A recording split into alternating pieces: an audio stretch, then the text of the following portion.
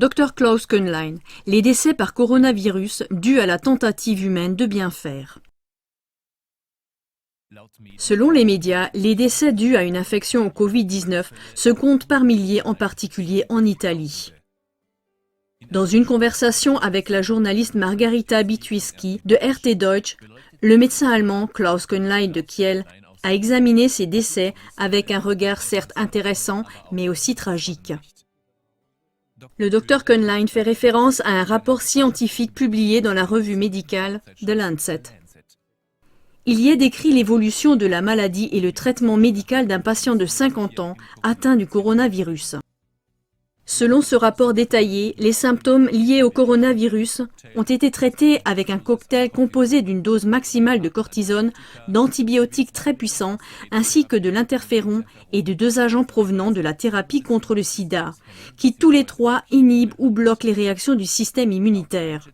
Selon l'évaluation du Dr Köhnlein, le patient n'est finalement pas mort du coronavirus prétendument invincible, mais de ce traitement maximal.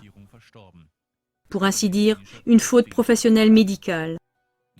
Le drame est, d'une part, que ce traitement maximal a été prescrit par une bonne intention humaine, tout à fait compréhensible de vouloir faire le mieux possible pour le patient, et aussi pour ne pas se reprocher rétrospectivement à soi-même ou à un autre d'avoir raté quelque chose ou de ne pas avoir tout essayé.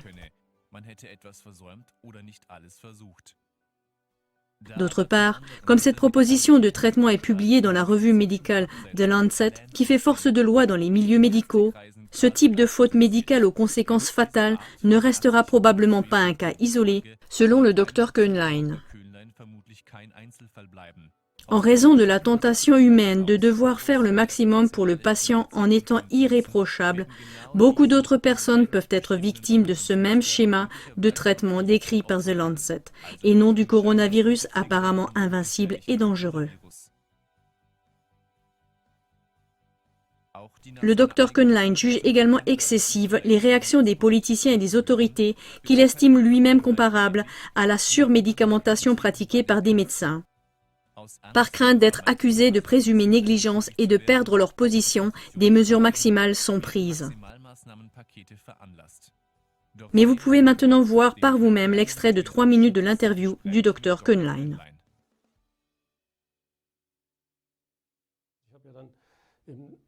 Puis j'ai lu dans le Lancet une revue médicale. The Lancet est une revue médicale, donc une revue professionnelle.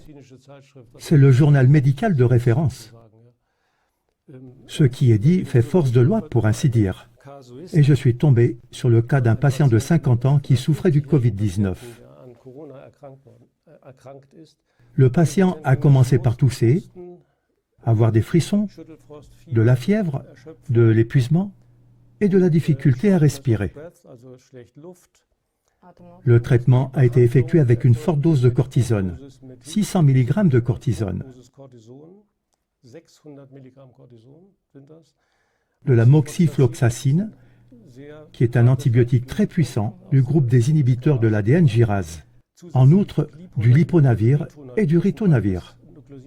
Il s'agit pour tous les deux d'analogues nucléosidiques et d'inhibiteurs de protéases, issus du traitement du sida, des substances assez toxiques, et le tout avec de l'interféron, qui est également un antiviral immunosuppresseur, qui a donc également des effets immunosuppresseurs.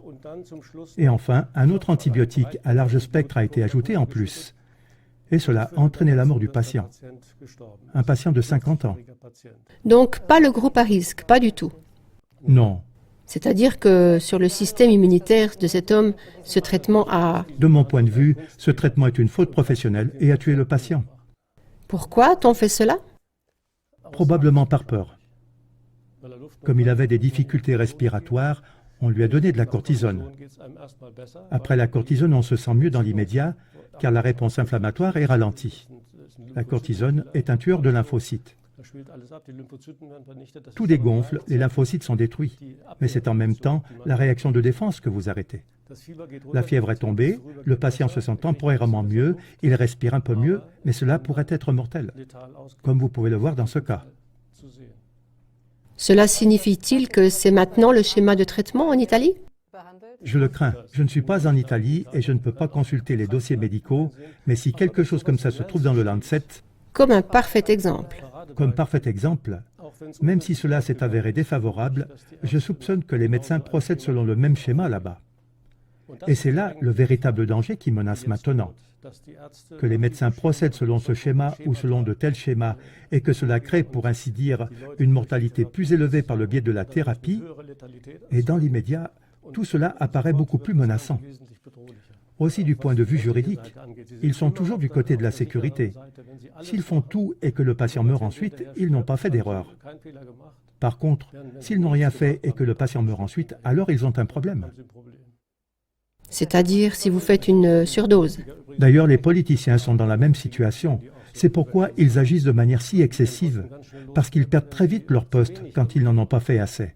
S'ils prennent toutes les mesures, comme c'est le cas actuellement, alors ils ont fait tout ce qu'il fallait.